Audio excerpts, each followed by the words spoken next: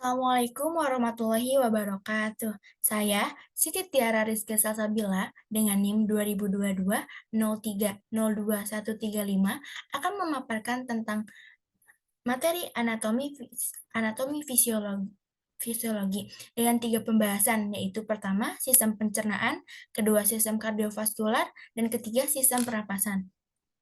Pertama, saya akan menjelaskan tentang sistem pernapasan. Pertama saya akan menjelaskan tentang sistem pencernaan. Sistem pencernaan yang biasa kita dengar adalah proses mengubah makanan dari besar menjadi kecil dan lebih halus.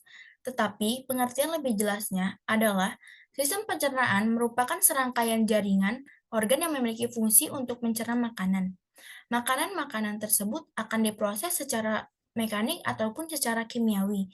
Pencernaan secara mekanik yaitu pencernaan yang terjadi di dalam lambung yang melibatkan gerakan fisik di dalam tubuh. Tujuan pencernaan ini adalah untuk mengubah ukuran molekul makanan menjadi bentuk lebih kecil atau halus. Sedangkan pencernaan secara kimiawi yaitu pencernaan yang melibatkan enzim.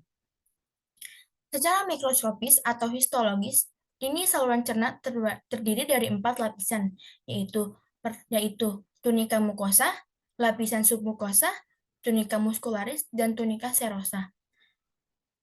Yang pertama, tunika mukosa. Tunika mukosa terdiri dari lapisan epitel yang membatasi lumen saluran cerna, laminan propia, dengan tunika muscularis mukosa memisahkan mukosa dengan submukosa. Kedua, lapisan submukosa. Lapisan submukosa yang terdiri dari jaringan ikat elastis serta pembuluh darah dan limpa. Pada lapisan ini juga terdapat plexus Meissner yang berfungsi untuk mempersarafi lapisan epitel dan muscularis mukosa. Yang ketiga, mukosa muscularis yang tersusun dari jaringan otot polos, sirkular, dan longitudinal.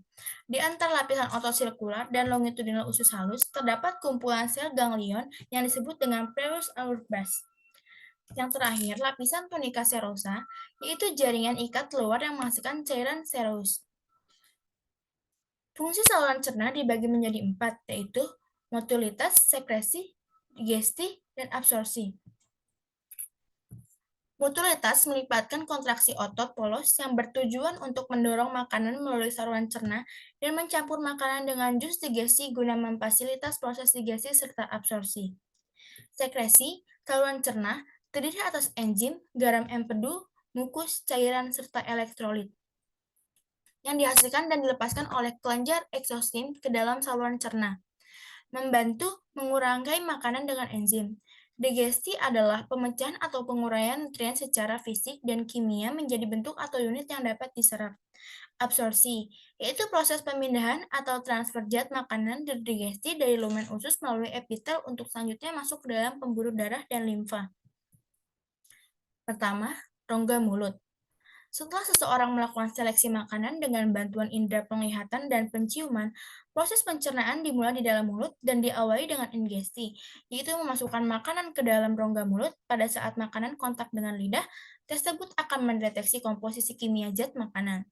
Proses ingesti dilanjutkan dengan mastikasi atau gerakan mengunyah, yaitu digesti fisik oleh gigi dan lidah, serta proses digesti kimia oleh saliva. Gigi merupakan organ pertama yang melakukan digesti mekanis. Pertama, makanan digigit oleh gigi depan, kemudian gigi taring, memecah makanan menjadi bagian kecil. Selanjutnya, makanan dipotong menjadi bagian lebih kecil lagi oleh gigi premolar. Selain itu, lidah turut membantu gerakan ke depan, belakang, dan samping untuk mengoptimalkan pencampuran makanan dengan saliva. Tidak hanya memecah makanan, digesti mekanis juga merangsang impuls saraf yang memicu sekresi cairan lambung dan mempersiapkan proses penelan bersama dengan proses mengunyah. 3 pasang kelenjar ludah di mulut menghasilkan saliva. Saliva juga mengandung enzim amilase atau pitalin yang berfungsi untuk memecah zat tepung menjadi maltosa serta mengandung lisozim yang dapat mencerna dinding sel bakteri sehingga berfungsi dalam pertahanan tubuh terhadap kuman. Setelah proses digesti mekanis dan kimia di rongga mulut, lidah akan memindahkan bolus-bolus makanan ke dalam faring sebagai langkah awal menelan. Selanjutnya, faring dan esofagus. Faring merupakan saluran antara faring dan esofagus yang menjadi tempat transisi pergerakan makanan secara volunter di bawah kendali sadar menjadi gerakan involunter. Refleks menelan atau deglutisi yang terjadi di faring akan mendorong makanan melalui esofagus menjadi lambung. Selain berfungsi untuk mentransfer makanan dan air ke dalam lambung, faring dan esofagus juga mensekresi mukus. Proses pemindahan makanan sejak dia telan hingga mencapai lambung membutuhkan waktu kurang lebih selama 8 detik. Sebagian besar waktu tersebut dihabiskan untuk proses turunnya makanan melewati esofagus, sedangkan cairan protein dapat turun ke esofagus hanya dalam waktu detik atau 8 kali lebih cepat dibandingkan makanan lunak. Makanan turun melewati esofagus dengan bantuan gerakan peristaltik. Peristaltik merupakan gelombang gerakan yang cukup kuat dan bekerja sampai gaya gravitasi. Gerakan peristaltik adalah gerakan meremas-lemas yang mendorong makanan menuju lambung. Dan di bagian esofagus terdapat katup epiglotis yang mencegah makanan dan minuman masuk ke dalam trakea agar tidak tersedak. Selanjutnya, lambung.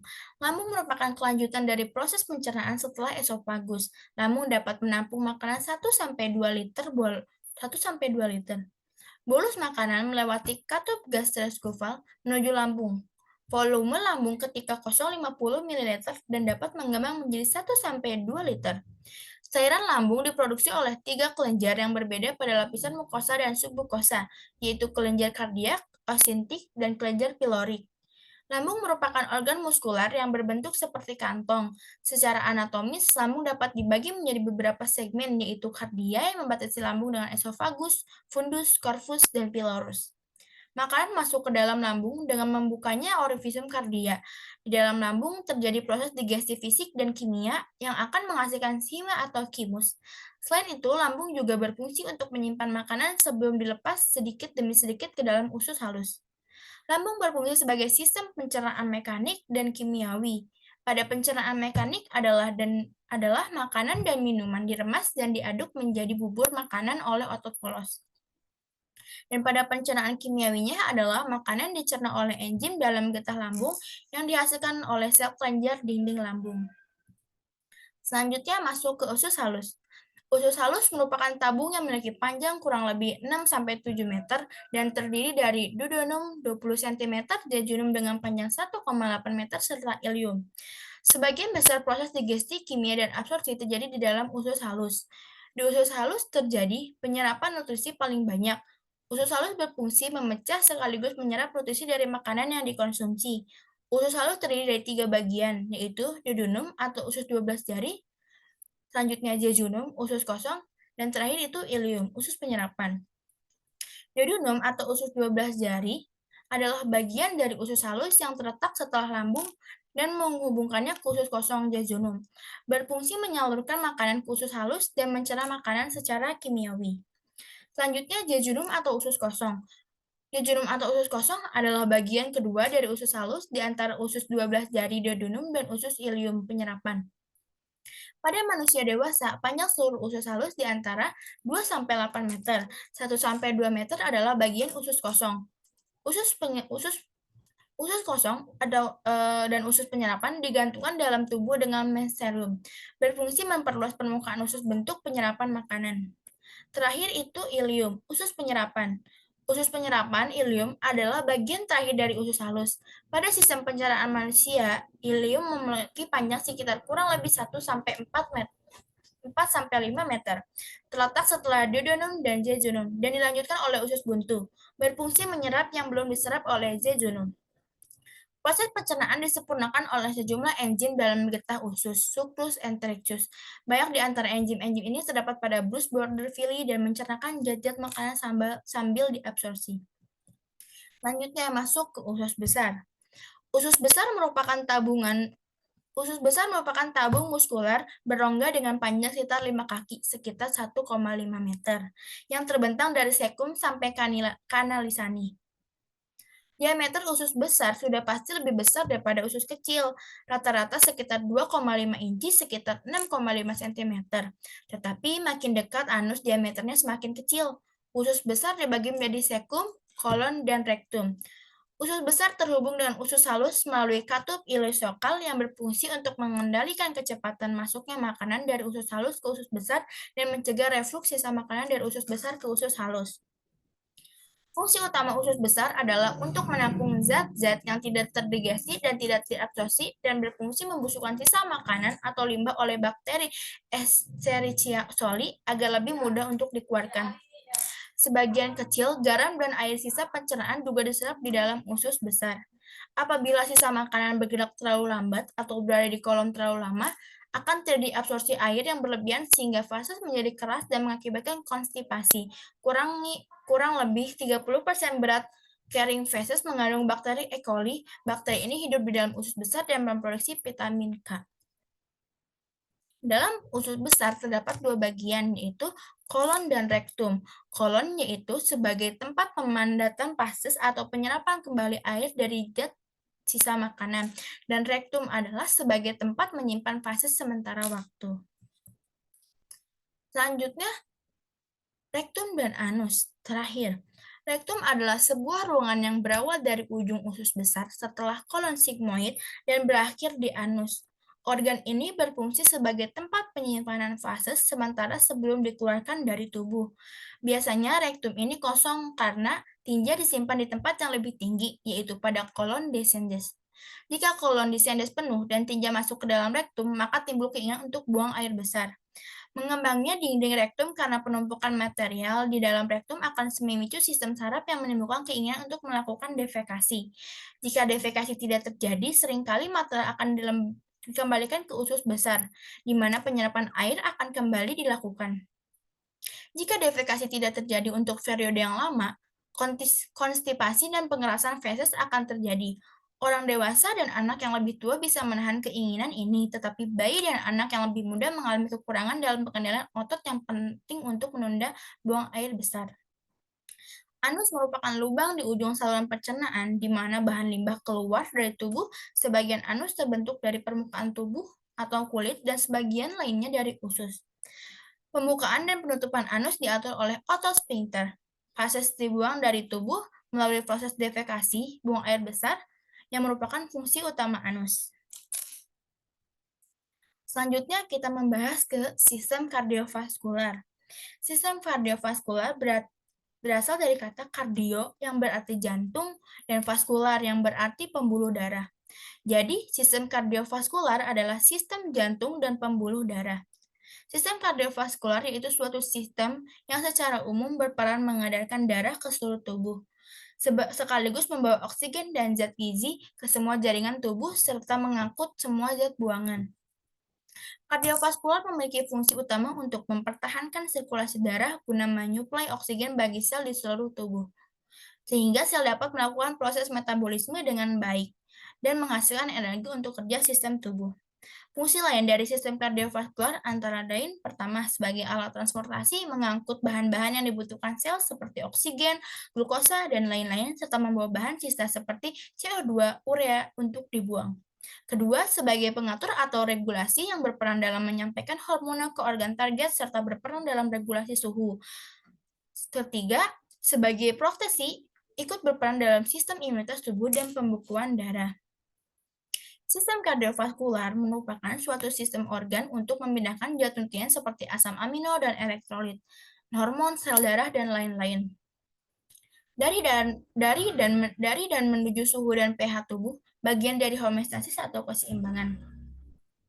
Jenis sistem peredaran darah terbuka, dan sistem peredaran darah tertutup. Sistem peredaran darah juga merupakan bagian dari kinerja jantung dan jaringan pembuluh darah, sistem kardiovaskuler. Sistem ini menjamin kelangsungan hidup organisme, didukung oleh metabolisme setiap sel dalam tubuh dan mempertahankan sifat kimia dan fisiologis cairan tubuh. Sistem kardiovaskuler terdiri dari jantung, pembuluh darah, dan saluran limfe. Pertama, jantung. Jantung bahasa Latin adalah sebuah rongga. Rongga organ berotot yang memompa darah dalam lewat pembuluh darah dan kontраksi berirama yang berulang. Istilah kardiak berarti berhubungan dengan jantung, dari kata Yunani kardiak untuk jantung. Jantung adalah sebuah organ berotot dengan 4 buah ruang yang terletak di rongga dada, di bawah perlindungan tulang iga sedikit ke sebelah kiri sentrum. Ruang jantung terdiri atas 2 ruang yang berdinding tipis disebut atrium, serambi, dan ada ruang yang berdinding tebal disebut ventricle atau bilik. Jantung berkontraksi dan relaksasi banyak 100.000 kali dalam sehari, dan semua pekerjaan ini memerlukan suplai darah yang baik yang disediakan oleh pembuluh arteri koroner. Bagian kanan dan kiri jantung masing-masing memiliki ruang sebelah atas atrium yang mengumpulkan darah dan ruang sebelah bawah ventrikel yang mengeluarkan darah. Agar darah hanya mengalir dalam satu arah, maka ventrikel memiliki satu katup pada jalan masuk dan satu katup pada jalan keluar. Jantung terdiri dari 4 ruang jantung yang dipisahkan oleh sekat-sekat jantung.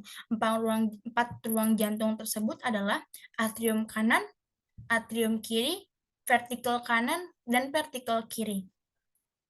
Atrium kanan adalah sebagai penampung darah yang rendah oksigen dari seluruh tubuh melalui vena cava superior dan inferior dan dari jantung melalui sinus korani. Tekanan di atrium kanan 2-66 mmHg dengan saturasi oksigen 75%, kemudian darah dipompakan ke vertikel kanan dan selanjutnya ke paru.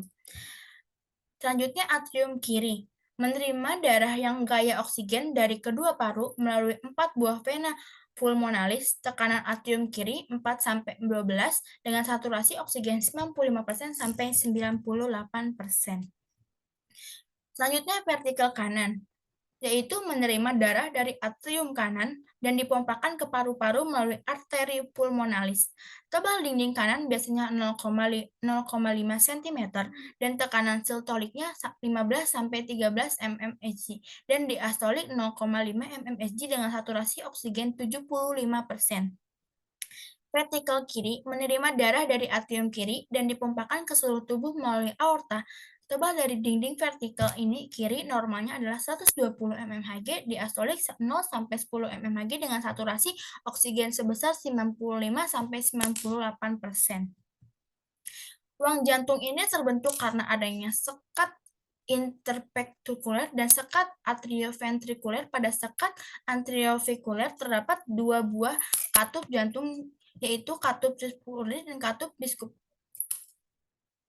katup bicuspidalis. Disebut tricuspidalis karena terdiri dari 3 lempeng katup dan disebut bicuspidalis karena terdiri dari buah kelempeng katup. Atrium kanan dan kiri memiliki ukuran yang sama, demikian juga vertikel kanan dan kiri. Atrium dibatasi oleh otot jantung dan sekat yang tipis, sedangkan bagian vertikel dibatasi oleh otot jantung dan sekat interventrikuler yang tebal. Jantung sirkulasi jantung, yaitu atrium menerima darah dari vena dan vertikel memompa darah ke arteri. Aliran darah melalui jantung diatur oleh katup yang membuka satu sisi ke aliran darah hanya mengalir satu arah. Darah dari seluruh tubuh kembali ke jantung melalui atrium kanan, melalui vena cava, menuju ventrikel kanan melalui katup tricuspidalis. Dari ventrikel kanan darah dipompa menuju paru-paru melalui katup seminularis pulmonalis. Darah terorganisasi dari paru-paru ke atrium kiri. KMD ke ventrikel kiri melalui katup bicuspidalis. Dari ventrikel kiri darah dialirkan melalui katup seminularis aorta ke aorta seluruh tubuh. Katup jantung.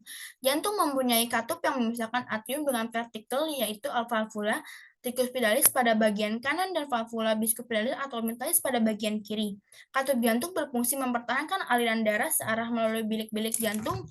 Setiap katup berespon terhadap perubahan tekanan.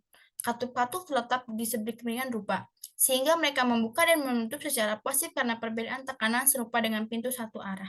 Katup jantung dibagi dalam dua jenis, yaitu katup anterior-pectoral dan katup seminular. Fisiologi jantung. Siklus jantung adalah urutan peristiwa yang terjadi selama satu kontraksi dan relaksasi jantung. Siklus jantung dapat dibagi menjadi dua fase, sistol, di mana jantung berkontraksi dan memompa darah keluar ke tubuh, dan diastol, di mana jantung rileks dan terisi darah. Fase sistolik dimulai dengan kontraksi atrium yang menyebabkan darah dipompa ke ventrikel. Ini dikenal sebagai sistol atrium. Kontraksi ventrikel yang dikenal sebagai sistol ventrikel kemudian mengikuti. Selama sistol ventrikel, ventrikel berkontraksi dengan kuat, mengeluarkan darah keluar dari jantung dan masuk ke aorta dan arteri pulmonalis. Ini dikenal sebagai fase siklus jantung. Fase sistolik berakhir dengan penutupan katup aorta dan paru-paru. Fase diastolik dimulai dengan relaksasi ventrikel yang dikenal sebagai diastole ventrikel. Setelah fase ini, ventrikel dengan darah yang telah kembali ke jantung dari tubuh dan paru-paru ini dikenal sebagai fase pengisian siklus jantung. Relaksasi atrium yang dikendali sebagai diastole atrium kemudian mengikuti fase diastole berarti mitral dan diskopi berakhir dengan katup mitral dan diskopedi. Durasi fase psikotik lebih lama dari fase diastolik. Ini karena ventrikel membutuhkan lebih banyak waktu untuk berkontraksi dan memompa darah keluar dari jantung daripada atrium yang perlu rileks dan terexcite dengan darah. Durasi fase sistolik biasanya antara 130 dan 220 mili-detik, sedangkan durasi fase diastolik biasanya antara 300 sampai 400 mili-detik. Otot jantung. Otot jantung adalah otot penyusun dinding jantung yang meliputi sel-sel kardiomyocyte atau sel otot miokardial yang berjumlah satu atau dua, tetapi ada pun berjumlah 3 atau 4 inti sel yang sangat jarang terjadi. Otot jantung merupakan gabungan otot polos dan otot lurik karena memiliki kesamaan, sebagaimana otot jantung memiliki daerah gelap dan terang, memiliki banyak inti sel yang terletak di tengah seperti otot lurik, sedang otot polos memiliki kesamaan sifat seperti bergerak secara sadar, influencer.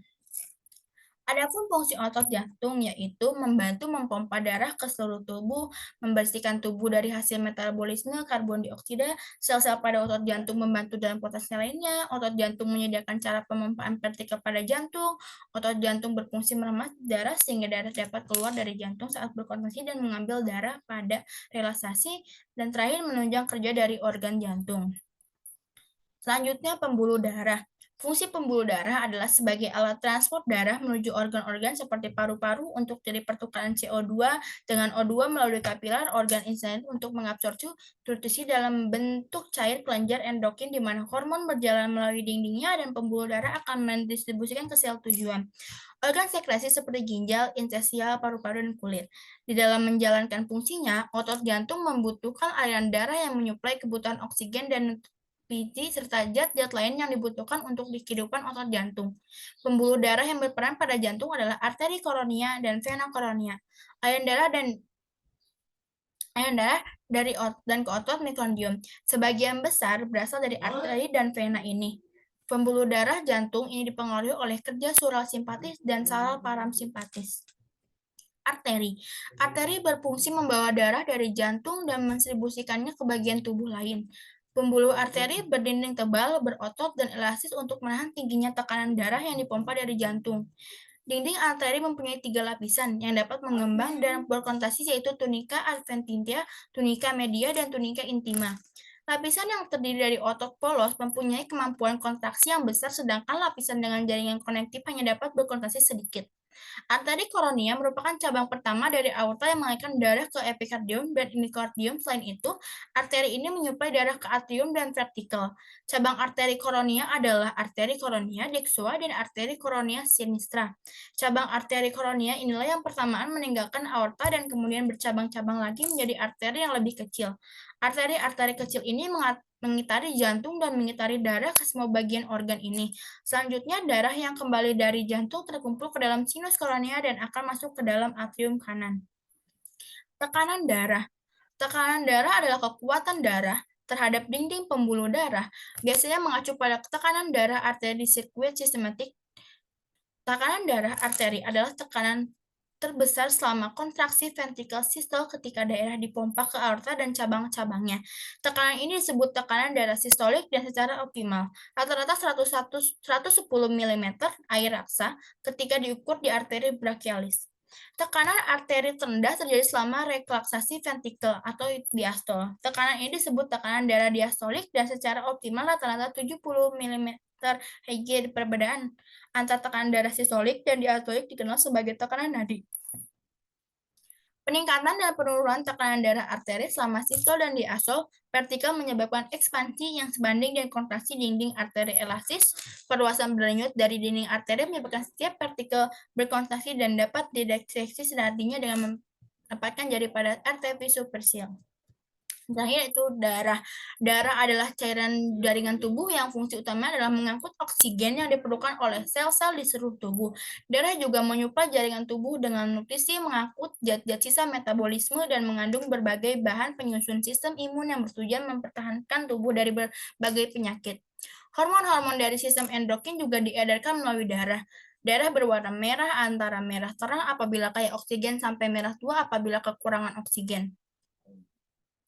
Warna merah pada darah disebabkan oleh hemoglobin, protein pernapasan respiratory protein yang mengandung besi dalam bentuk heme yang merupakan tempat terikatnya molekul-molekul oksigen. Plasma darah merupakan komponen terbesar dalam darah. Hampir 90% bagian dari plasma darah adalah air. Plasma darah berfungsi untuk mengangkut sari makanan ke sel-sel serta membawa sisa pembakaran dari sel ke tempat pembuangan.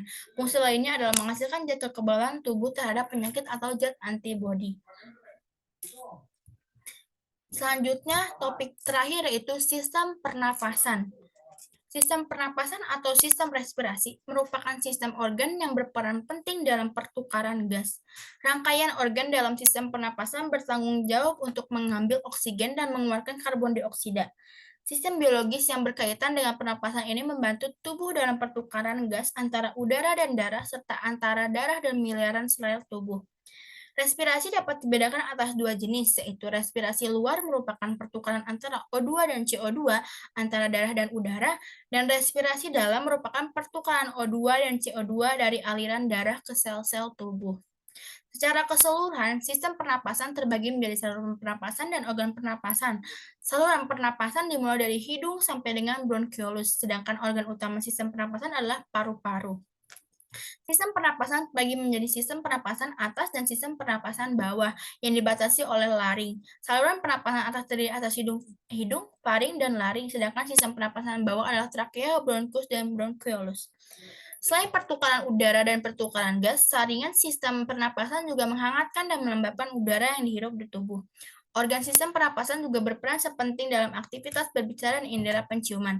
Selain itu, sistem pernapasan juga membantu tubuh menjaga homeostasis atau membantu menjaga keseimbangan antar elemen di lingkungan internal tubuh untuk mempertahankan fungsi tubuh. Sistem pernapasan atau respirasi pada manusia terdiri dari jaringan dan organ tubuh yang merupakan tolak ukur bagi kesehatan manusia. Sistem respirasi yang mengalami gangguan akan mengganggu sistem lain yang bekerja di dalam tubuh. Hal ini dapat menimbulkan terganggunya keseimbangan internal tubuh. Terganggunya proses homeostasis dalam jangka panjang dapat menimbulkan berbagai macam penyakit. Saluran pernapasan atas yaitu hidung. Udara dari luar akan masuk lewat rongga hidung. Rongga hidung berlapis selaput lendir. Di dalamnya terdapat kelenjar minyak dan kelenjar keringat. Selaput lendir berfungsi menangkap benda asing yang masuk lewat saluran pernapasan. Selain itu, terdapat juga rambut pendek dan tebal yang berfungsi menyaring partikel kotoran yang masuk bersama udara. Terdapat juga konka yang punya banyak kapiler darah yang berfungsi menghangatkan udara yang masuk. Di sebelah belakang rongga hidung terhubung dengan nasofaring melalui dua lubang yang disebut choane. Ketika udara sudah masuk ke hidung, udara disaring dan dihangatkan dan dilembabkan. Hal ini dilakukan oleh sel epitel bersilia yang memiliki lapisan mukus hasil sekresi sel goblet dan kelenjar mukosa. Gerakan silia mendorong lapisan mukus ke posterior di dalam rongga hidung dan ke posterior saluran pernapasan bagian bawah menuju faring. Hidung memiliki lapisan jaringan bernama septa yang diselimuti oleh silia. Silia merupakan serat serupa rambut yang menyaring partikel-partikel asing yang ikut masuk ke dalam udara ke dalam saluran pernapasan. Silia sebagai penyaring juga memastikan bahwa paru-paru tidak akan tersumbat, akan tetapi silia bisa musnah oleh rokok. Ketiadaan silia inilah yang menjadi masalah serius pertama bagi paru-paru perokok. Rongga hidung juga memiliki saluran-saluran yang disebut nares anterior. Saluran-saluran ini kemudian mengarah dan membuat muara di dalam suatu bagian yang dikenal sebagai vestibulum hidung. Rongga hidung dilapisi selaput lendir yang kaya akan pembunuh darah dan bersambung dalam lapisan faring dan selaput. Di dalam suatu kasus, tertutupnya lubang-lubang bagian hidung seperti sinus paralelis ductus tubus dapat menimbulkan penumpukan cairan. Selanjutnya, faring. Faring atau tenggorok merupakan pipa berotot yang terletak di sepanjang dasar tengkorak sampai persambungannya dengan esofagus pada ketinggian tulang rawan krikoid. Saluran faring memiliki panjang 12-14 cm dan memanjang dari dasar tengkorak hingga vertebra cervicalis ke-6. Faring berada di belakang hidung, mulut, dan laring serta lebih lebar di bagian atasnya. Vertikel halus akan tertelan atau dibutuhkan keluar pada bagian ini. Udara yang telah sampai ke faring telah diatur kelembapannya oleh hidung, sehingga hampir tidak mengandung debu dan bersuhu mendekati suhu tubuh. Udara dari rongga hidung masuk ke faring. Faring merupakan percabangan dua saluran, yaitu saluran pernapasan nasofaring pada bagian depan dan saluran pencernaan orofaring pada bagian belakang. Pada bagian faring posterior terdapat laring atau tekak, tempat terletaknya pita suara atau pita vokalis. Masuknya udara melalui faring akan menyebabkan pita suara bergetar dan terdengar sebagai suara. Faring terbagi menjadi tiga bagian, yaitu nasofaring, orofaring, dan laryngofaring. Pertama, nasofaring merupakan bagian asal faring yang terletak di belakang hidung dan di atas volatum mole. Kedua, orofaring merupakan bagian oral faring yang terletak di belakang mulut, memanjang dari bagian bawah palatum mole hingga bagian vertebra cervicalis ketiga. Ketiga, laryngofaring merupakan bagian organ dari faring yang memanjang dari atas orofaring dan berlanjut hingga ke bawah esofagus, yakni dari vertebra cervicalis ketiga hingga keenam. Selanjutnya yaitu sistem pernafasan bawah. Pertama itu trakea. Trakea merupakan suatu pipa penghubung ke bronkus. Bentuk trakea seperti sebuah pohon, sehingga terkadang disebut pohon tracheobronchial. Trakea merupakan lanjutan dari laring yang dibentuk oleh 16-20 cincin kartilago. Cincin kartilago tersebut terdiri dari tulang-tulang rawan yang berbentuk seperti huruf C. Trakea dilapisi oleh selaput slender yang terdiri atas epitelium bersilia dan sel cangkir. Trakea terdiri dari tiga lapis, yaitu lapisan luar, lapisan tengah, dan lapisan dalam. Lapisan luar terdiri dari jaringan elastik dan fibrosa yang membungkus kartilago. Lapisan tengah terdiri dari kartilago dan pita otot polos yang membungkus trakea dalam susunan helix. Terakhir, lapis dalam terdiri dari epitelium, kolumna, penyekesi mukus. Trakea adalah saluran pernapasan berbentuk pipa yang terdiri dari tulang rawan dan otot serta dilapisi oleh vesiculated columnar dilated epithelium epitel. VCC. Sepertiga bagian trakea terletak di leher dan selebihnya terletak di mediastinum. Trakea terletak di tengah-tengah leher dan makin ke distal bergeser ke sebelah kanan, masuk ke rongga mediastinum di belakang manubrissus sterni.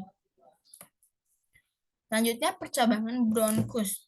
Bronkus merupakan percabangan dari trakea. Ujung distal trakea ini dibagi menjadi bronkus primer kanan dan kiri. Setiap bronkus primer bercabang 9-12 kali untuk membentuk bronkus sekunder dan tersier dengan diameter yang semakin kecil. Bronkus premier kanan dan kiri memiliki perbedaan anatomi di mana bronkus primer kiri memiliki sudut yang lebih tajam dibandingkan dengan sudut kanan. Hal ini bertimbas pada tersangkutnya benda asing yang tidak disengaja terhirup pada bronkus kanan. Bronkus utama kanan lebih pendek dan lebar serta hampir vertikal dengan trakea. Sedangkan bronkus utama kiri lebih panjang dan sempit arah bronkus utama kanan yang vertikal menyebabkan mudahnya benda asing masuk ke dalam bronkus. Cabang bronkus kanan memiliki dua cabang, yaitu bronkus tubaris dan segmentalis. Percabangan ini menjadi kecil sampai akhirnya menjadi bronchiolus terminalis, saluran udara terkecil yang tidak mengandung alveoli. Bronchiolus merupakan bagian dari sistem pernapasan yang tidak terperkuat oleh cincin tulang rawan. Bronchiolus merupakan organ yang hanya tersusun oleh otot polos sehingga ukurannya dapat berubah. Di samping itu terdapat asinus yang merupakan unit fungsional paru, yaitu sebagai tempat pertukaran gas. Di dalam setiap organ paru orang dewasa, rata-rata terdapat 300-500 juta alveolus. Struktur mendasar dari paru-paru adalah percabangan bronkial yang secara berurutan terdiri dari bronkus, bronchiolus, bronchiolus terminalis, bronchiolus respiratory, ductus alveolar, dan alveoli. Bronchiolus merupakan cabang-cabang paling kecil dari trakea. Bronchiolus yang paling kecil berakhir dalam kumpulan alveoli. Setiap alveolus dikelilingi oleh dinding tipis yang memisahkan alveolus satu dengan alveolus lainnya serta sebagai pemisah kapiler di dekatnya. Dinding pemisah alveolus dan kapiler ini terdiri dari satu lapis epitel squamosa. Di antara sel epitel tersebut terdapat sel-sel alveoli tipe 2 ATS2 yang melakukan sekresi terhadap lapisan molekul lipid yang menyerupai deterjen yang disebut surfaktan. Surfaktan merupakan campuran lemak dan protein yang dihasilkan oleh paru-paru. Selanjutnya itu paru-paru. Organ vital respirasi yang terletak di rongga torak ini kira berbentuk setengah kerucut dan memiliki sebuah puncak apeks dasar base, 3 berbatasan dan 2 permukaan. Paru-paru terbagi menjadi beberapa lobus dan batas fisik antar lobus tersebut disebut visura. Secara klasik, paru kanan memiliki 2 visura, yaitu visura oblik dan visura horizontal. Paru kanan juga memiliki 3 belahan paru lobus, yaitu lobus superior, lobus medial, dan lobus inferior. Sementara itu, paru kiri hanya memiliki visura oblik yang membagi paru menjadi 2 belahan, yaitu lobus superior dan lobus inferior. Lobus terbagi lagi menjadi bagian kecil yang disebut dengan segmen. Tiap-tiap segmen ini terbagi menjadi belahan-belahan kecil yang disebut lobulus. Lobulus memiliki percabangan yang disebut bronkiolus. Tuas bronkiolus merupakan faktor penentu seberapa banyak oksigen yang efektif diikat paru-paru. Pada akhir bronkiolus terdapat jutaan kantung kecil yang disebut alveoli.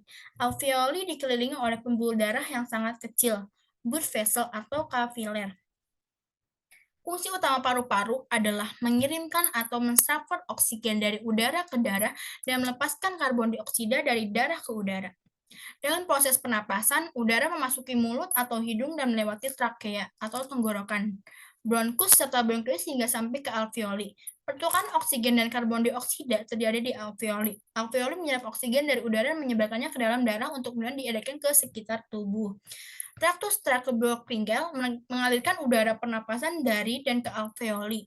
Ujung distal dan percabangan trakea mengarah ke bawah selama inhalasi. Hal itu penting untuk mendukung inspirasi. Perubahan epitel pada bronkus menggambarkan fungsi saluran pernapasan. Epitel kolumnar bersilia pada percabangan awal berfungsi untuk menghangatkan dan mengalirkan udara serta melakukan penyaringan melalui peran muskul yang mendorong mukus ke arah atas menuju esofagus. Epitel berubah menjadi kubus pada percabangan bagian distal agar dapat jadi pertukaran gas. Terakhir, yaitu pleura. Pleura adalah lapisan jaringan tipis yang menutupi paru-paru dan melapisi dinding bagian dalam rongga dada. Ada dua jenis lapisan pleura, yakni lapisan dalam dan lapisan luar. Lapisan dalam pleura atau pleura visceral membungkus di sekitar paru-paru dan menempel kuat paru-paru sehingga tidak bisa terkelupas. Sementara itu, lapisan luar atau pleura parietal melapisi bagian dalam dinding dada. Permukaan pleura terdiri dari sel-sel darah mesotelum yang menutupi lapisan bawah dari jaringan elastis yang longgar. Ruang yang sangat tipis di antara dua lapisan tersebut disebut rongga pleura. Pada pleura ada pula cairan pleura yang berfungsi melumasi rongga pleura sehingga dua lapis jaringan pleura dapat bergeser satu sama lain. Baiklah, sudah selesai pemaparan materi saya. Mohon maaf bila ada kekurangan atau kesalahpahaman dalam materi saya. Terima kasih. Wassalamualaikum warahmatullahi wabarakatuh.